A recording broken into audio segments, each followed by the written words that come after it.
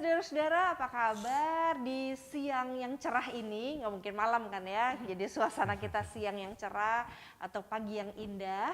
Kita bersama kembali bertemu dalam acara podcast Bungkus Aja, yaitu belajar untuk ngikut Kristus aja. Nah, hari ini saya Pendeta Riani Suharja bersama dengan para sahabat. Siapa di sebelah kiri saya? Lolita. Dengan Kak Lolita. Dika. Kak Dika suaminya. Lalu dua jagoan ini? Siapa namanya? Caleb. Sama Cleo. Sama Cleo. Oke, senang sekali bertemu dengan teman-teman para sahabat di sini. Tema atau judul kita kali ini dalam rangka Natal adalah My First Christmas. Jadi kita ada percakapan bersama dengan kakak-kakak dan adik-adik kita tentang apa sih My First Christmas gitu ya. Nah jadi Kak Dika, Kak Loli, Caleb dan Cleo adalah para sahabat yang kita pilih untuk ngobrol bersama bicara tentang Natal pertama. Kenapa Natal pertama? Yuk kita simak ya. Jadi Natal pertama itu berarti ini pertama kali Natal. Nah, apakah di keluarganya Kak Loli dan Kak Dika, Caleb dan Cleo itu benar-benar ada yang pertama kali Natal? Silakan. Mungkin ini Natal pertama kita yang lega, Kak. Oh. Iya, yang agak lebih lega ya. Bukan Iya. agak, ya lega banget lah. Lega ya. Oh, Caleb juga merasakan gitu ya. Kenapa lega? Coba tolong ceritakan. Tahun lalu tuh anak kita lahir nih kan, Desember. Yang ini ya? Ini yang anak lagi kedua. tidur. Anak Oke, kedua keren. kita. Anak kedua kita lahir dengan tumor sih di dada kanannya waktu itu, Kak. Tunggu, waktu hamil tahu nggak bahwa dia ada tumor? Enggak. Sama sekali ya? Sama sekali. Jadi enggak. kehamilan dijalanin dengan bahagia aja Lancar, gitu ya, lancar. ketawa-ketawa, have fun. Ini ya. Apalagi setelah berapa tahun? 5. 5 tahun menunggu ya? Karena sebenarnya sih awalnya rencananya kita udah satu aja nih, Kak. Cuman setelah kita doain, kita berkumul, akhirnya oke deh kita nambah. Dan itu sebenarnya pun perjuangan ya. Nggak langsung ada gitu, Kak. Kita nunggu hampir 1,5 tahun ya waktu itu ya. Oke. Jadi 5 tahun itu pergumulan, terus 1,5 tahun nunggu, hamil. Iya. Waktu hamil, terus lahir, dapatlah seorang bayi yang ada tumor. Itu gimana bisa diceritakan taunya tumor dari mana nih ya? Gimana? Jadi waktu itu usia hamilnya udah 40 minggu 3 hari. Terus udah mulai ngerasain kontraksi waktu itu, Kak. Ingat banget itu hari Senin. Terus Senin jam 6 sore kita pergi ke rumah sakit. Aku berdua doang nih sama Dika, Caleb di rumah gitu. Terus pas kita masuk ke dokter, tiba-tiba waktu dokter USG, loh kok Bu ini ada benjolan.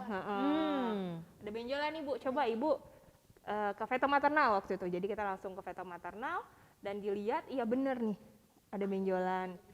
Terus karena saat itu udah kontraksinya udah makin intens, akhirnya dokter bilang ya udah kita lahirin malam ini dengan sesar karena nggak mungkin normal.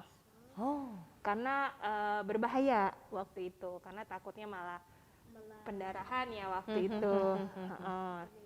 Jadi udah jam 12 malam saat itu juga disesar lah aku. Dan bener lahir dia udah ada dengan tumor sekepal tangan dewasa. Wow, Di dada kanannya dada gitu. kanan. Itu. Oke. Itu sih, Kak. Kayak kita juga shock ya waktu itu ya. Shock banget. Oke. Gimana tuh Kak Dika pengalamannya sebagai ayah ketika pertama kali melihat Cleo? Iya, sebetulnya surprise ya Kak ya, karena kan dari awal memang kita rajin latihan Kak, senam hamil, begitu mempersiapkan untuk lahiran normal. Namun ternyata di minggu 40 lebih itu justru mendadak harus berubah nih. Dua hal berubah tadi. Pertama kita sangka akan berjalan normal, ternyata ditemukan ada benjolan. Kemudian kedua ternyata tiba-tiba harus sesar begitu.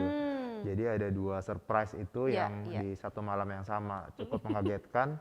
Dan yang paling shock yang pastinya Loli ya Kak ya, karena kan dia yang menjalani begitu kan. Ya itu sih Kak, maksudnya cukup surprise waktu itu. Tapi ya bagaimana, kita harus jalankan kan waktu itu. Jadi malam itu lahirlah si Kio gitu. Nah begitu dia lahir terus ada benjolan, apa rasanya menghadapi malam demi malam untuk tahu bahwa ini benjolan nggak mudah nih dilepas, gimana tuh rasanya? Iya, ya kita yang pasti sih yang pertama justru kita bertanya-tanya sama Tuhan sih gitu. Tuhan memberikan anugerah seorang anak, tapi kenapa ada bonusnya nih?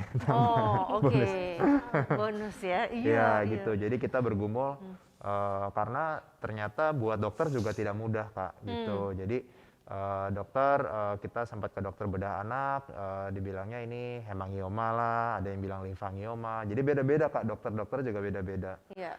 Dalam perjalanan juga kita berkonsultasi dengan dokter-dokter lain, ada yang bilang KHE, ada jenis Macam-macam yang ya. lain lagi lah. Iya, Iya macam-macam lah KHE itu gitu. Kayak kaposi hemangio lah Kak. mio, Ada mio. Heeh. Kaposi, hemangio, hemangio, endotelioma. endotelioma, ya. Ya, ya. Begitu. Nah, pada waktu tahu itu, terus langsung punya jalan keluar atau ada persoalan lagi tuh? Yang jelas waktu saat itu kayak mikirnya kok kayaknya nggak ada titik tengah karena kita bingung Jalan tengah. heeh. dokter nggak ada yang kasih, kami jumpain berbagai jenis dokter semuanya beda-beda. Banyak nih, berapa dokter tuh kira-kira? Kayaknya udah ada 4 ya waktu itu ya. Sekitar 4 dokter di awal di Desember itu kita ketemu 4 dokter dan semuanya beda-beda. Jadi kayak Tuhan kayaknya mau kemana? Iya, iya, ya mau Gitu. bawa kita kemana nih gitu ya? Gitu. Jadi kayak buntu banget waktu itu sih Kak. Apalagi puncak-puncaknya ya itu tiba-tiba tumornya karena mungkin terlalu besar. Iya, Jadi kan iya. itu terus bertambah besar Kak. Sampai Jadi sampai sebesar apa tuh kalau boleh tahu? sampai Caleb mungkin yang tahu Caleb seberapa besar? seberapa besar tuh Cleo punya besar? Ada segini gitu? Lebih ya? Lebih. Segini ya? Segininya, Wow. segininya gitu. Wow. Karena saking besarnya dia berdarah, iya, Kak. Iya, iya, iya. Nah iya. itu kami akhirnya langsung ke emergency ke rumah sakit. Dan disitulah kami end up 1,5 bulan. Di rumah sakit itu. Di rumah sakit. Rumah sakit waktu itu di mana tuh? RSCM. RSCM kita. Cito. RSCM. Ya. Karena dokternya Wow. ngarahin ke RSCM aja. Oke, oke, Gitu. oke. Jadi begitu kaget, terus datang ke dokter-dokter, terus akhirnya dirawat di RSCM, menantikan bisa langsung diangkat atau gimana? Enggak, waktu itu pun dramanya minta ampun karena Oke. dokter pun kan sebenarnya nggak tahu ini apa Kak. Jadi coba treatment ini nggak berhasil, treatment ini nggak berhasil. Jadi ada beberapa kali percobaannya. Jadi udah ada nih dokter terus bilang ini kasus sulit Bu, ini kasus sulit Bu. Kami jadi kayak bingung gitu. Ya. Dokternya bilang sulit, lah kami yang nggak tahu apa-apa gimana gitu. Jadi untuk akhirnya dapat diagnosa benerannya itu butuh 2 minggu. Setelah kami di rumah sakit, waktu itu Januari masuk rumah sakit, 2 minggu kemudian baru akhirnya dokter bilang, Ibu ya udah kita biopsi. Kita biopsi. Awalnya kan dibilang tumor jinak ya Kak. Dan tepat di awal Februari ya, hasil biopsinya datang dan bilang ini adalah kanker. Wow. Ini sel ganas. Kanker ya? Gitu. Jadi itu sih kita kayak dunia runtuh sih waktu Iya, itu iya, Kak. iya, iya. Gitu. iya. Jadi Apa rasanya tuh? Rasanya apa yang dirasakan oleh Loli dan Dika? Dika apa rasanya, Dik? Yang pasti dipenuhi dengan kebingungan ya Kak ya. Dari awal kan tumor itu membesar seiring dengan pertumbuhan berat badannya ya, Iya, gitu iya. membesar Bingung terus. lah ya. Heeh. Bingung. Dan terakhir itu awalnya kalau aku flashback sedikit itu pendarahan itu terjadi waktu kita pulang dari konsul. Dari konsul itu Jadi itu malam-malam berdarah? berdarah. berdarah. Wow. Jadi kita kaget waktu itu kok bajunya tiba-tiba berdarah. Tiba-tiba baju aku kayak bersimbah darah gitu Kak. Iya. Kok baju aku darah? Keluar darah. Iya, iya, Iya. iya, iya. Caleb juga tahu ya itu Iya, ya? tahu Oke, dia. oke, oke. Tahu. Terus? Ya itu akhirnya kita ya, ke rumah sakit, akhirnya dirawat itu.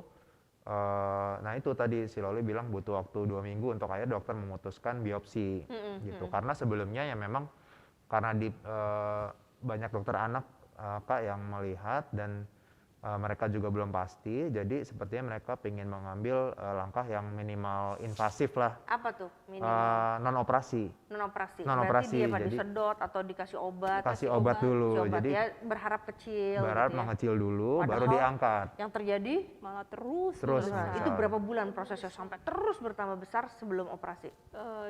Kan dia pokoknya dari lahir sampai akhirnya dia dioperasi itu mau 2 bulan. Iya, betul. karena Itu. sebelumnya kan ketika pendarahan tuh diembolisasi dulu Kak tindakannya. Ada tindakan Jadi embolisasi itu menutup pembuluh darah Oh, oke. yang bocor lah ibaratnya di dalamnya gitu. Iya, iya, iya. Tapi ternyata itu tidak bekerja. Dia terus membesar Terus ternyata. membesar sampai pada titik dioperasi ya akhirnya ya. Dioperasi Akhirnya. setelah berapa bulan usianya? Itu mau 2 bulan waktu itu. 2 bulan ya. Setelah 2 bulan 60 hari memutuskan oke operasi gitu ya. Nah gimana tuh? Ada drama-drama lagi nggak setelah operasi? Iya, ini kayak paling puncaknya ya. Ya. Oh, Jadi kita tuh kayak apa ya, dapat kejutan demi kejutan Kak. jadi ada yang terberatnya nih ya. Jadi pas dia habis operasi, itu operasinya sekitar 8 jam. Jadi dokter bilang ini kan kanker langka, namanya tuh infantile fibrosarcoma. Itu langka. Jadi makanya mungkin dokternya agak-agak sulit ya. Nah dioperasi, pas operasi selesai dokter bilang, wah ibu ini operasinya berjalan lancar, ini beyond our expectation, dia bilang begitu. So far berarti kami lega. Tumornya udah dikasih tunjuk, udah keangkat semua. So far oke bu, oke. Nah keesok itu tanggal 10 Februari dia operasi, tanggal 11 Februari pagi kami ditelepon bilang, ibu sekarang datang. Oh waktu itu habis itu dia masuk ke ICU. Nggak masuk ke PICU karena waktu itu PICU-nya penuh. Jadi dia mau nggak mau harus di ICU. Kami dapat telepon, ibu segera datang ke ICU, anak ibu kritis. Jadi ternyata anak kita sempat kardiak arrest. Kardiak arrest itu henti jantung. Udah diresusitasi di pompa jantung. Udah sempat biru, mengalami hipoksia. Hipoksia itu berhentinya oksigen ke otak gitu ya. Udah sempat hipoksia yang kayak gitu, dan dokter cuma bilang ibu banyak-banyak berdoa. Aduh saya jadi pengen nangis. Ibu banyak-banyak berdoa, ibu banyak-banyak berdoa gitu, karena kita kaget gitu. Sebelumnya katanya oke, tiba-tiba begini gitu. Jadi si perawatnya bilang ya sempat udah henti jantung, udah dipompa, akhirnya ya udah. Tapi puji Tuhan sih bisa balik ya. Bisa balik jantungnya kembali muncul, terus dia langsung dikasih ventilator. Emang dari habis operasi sih pakai ventilator terus sih. Jadi ya udah dia waktu itu kritis sampai 4 harian ya. 3 hari. 3 hari gitu. Jadi dia terus dipantau pakai ventilator, pakai disedasi terus. Karena biar nggak banyak pergerakan yang akhirnya bisa Ventilator bikin. berarti dibolongin di sini ya? Dia pakai dari mulut pakai ya, dari biasanya. mulut, oke. Gitu. Jadi dia selama di ICU itu selama 4 hari dia pakai ventilator gitu sih. Itu sih yang paling berat ya. Oke, buat Dika sendiri apa yang paling berat? Sama sih Kak, itu sebetulnya kita juga bingung sih kalau ditanya yang paling berat. Karena semua udah Karena semua berat ya. Oke. Iya, Karena tambah karena- kerja lagi ya, kamu tetap kerja kan? Iya, Ah, aku tetap kerja walaupun memang kan masih WFH lah ya. Jadi WFH. aku kerja dari rumah sakit Kak gitu. Itu sih jadi antara menjalani pekerjaan dengan juga mendampingi Loli gitu. Di tengah juga di sisi lain juga Caleb kan sendiri Kak, Iya. sama neneknya Oke. gitu. Jadi kita juga khawatir dan kasihan juga sama Caleb Iya, yang dia yang cukup betul-betul. karena aku tuh ketemu dia cuma dari 1,5 bulan cuma 1 kali. Wah, oke. Kalau gitu kita tanya sama Caleb dulu ya. Caleb, dalam waktu adik kamu si Cleo ini masuk rumah sakit, siapa yang kamu paling tunggu-tunggu? Ayah atau bunda? Coba pakai tangan ayah aja. atau bunda? Yang paling Caleb tunggu tuh ayah atau bunda? Bunda. Yang paling banyak bersama Caleb, ayah atau bunda? Selama Caleb ada, Cleo ada di rumah sakit. Yang banyak bersama Caleb itu siapa ya? Masih sering pulang balik. Oh, yang Ketemu sering abang, pulang balik siapa tuh?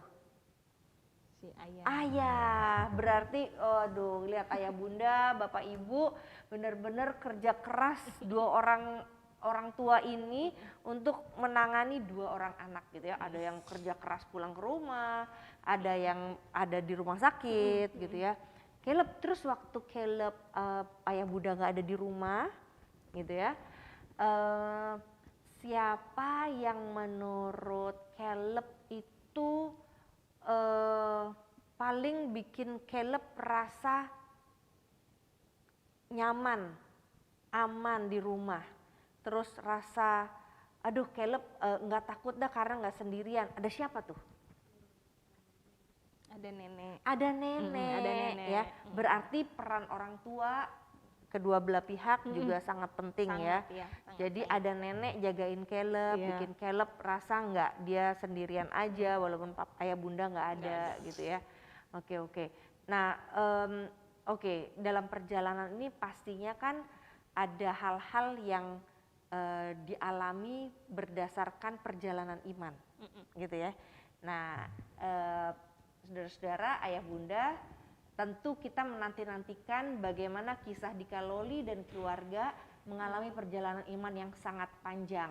Kita nggak akan bahas sekarang dulu gitu ya, hold sampai sini dulu karena kita percaya bahwa keluarga yang mencintai Tuhan, keluarga yang dicintai Tuhan tidak akan ditinggalkan. Mungkin ada satu prinsip aja yang mungkin Dika sama Loli beda-beda punya prinsip apa yang bertahan dalam perjalanan iman ini. Satu aja kalimat untuk teaser yang akan datang gitu ya. Silakan. Apa yang kamu ingat? Aku ingat ini loh gitu. Kalau aku tuh Tuhan itu nyata. Tuhan itu nyata ya. Jadi pernyataan yang sangat jelas buat kamu, ada Tuhan gitu ya. Oke, kalau Dika? Allah yang hadir. Allah hadir ya. Allah hadir. Jadi Allah selalu ada. Jadi nggak pernah di rumah sakit, di tempat operasi, dimanapun nggak ada Tuhan. Kamu tetap rasa ada Tuhan ya. Ya. Wow. Jadi ingat Tuhan ada, Tuhan bekerja, itu penting sekali. Dan itu bukan cuma lip service, bukan hanya apa kata Alkitab atau kata pendeta, tetapi itu nyata dialami ya. Jadi ini benar-benar pengalaman iman namanya ya. Sampai Caleb ada pengalaman iman juga. Caleb waktu itu adik sakit, Caleb apa yang dilakukan sama Caleb tuh? Sampai nunggu-nunggu adik ngapain ya? Main aja? Main sama nonton TV. Iya. Caleb ada diajak berdoa nggak sama nenek? Diajak doa ya. Oh, Caleb minta doanya apa ke Tuhan? Tuhan Yesus.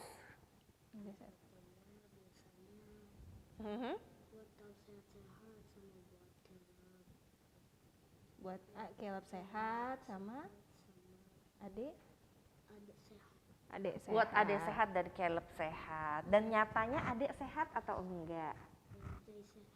Jadi sehat ya. Berarti siapa yang dengar doa Caleb ya? Tuhan Yesus dengar doa Caleb, Caleb juga sehat. Puji Tuhan ya.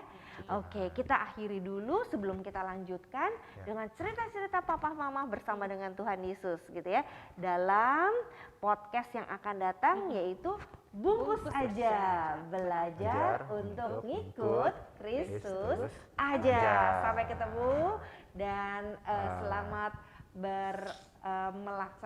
melakukan perayaan Natal bersama-sama dengan para sahabat. Kita bertemu lagi tetap di edisi Natal ini. Sampai ketemu. Bye.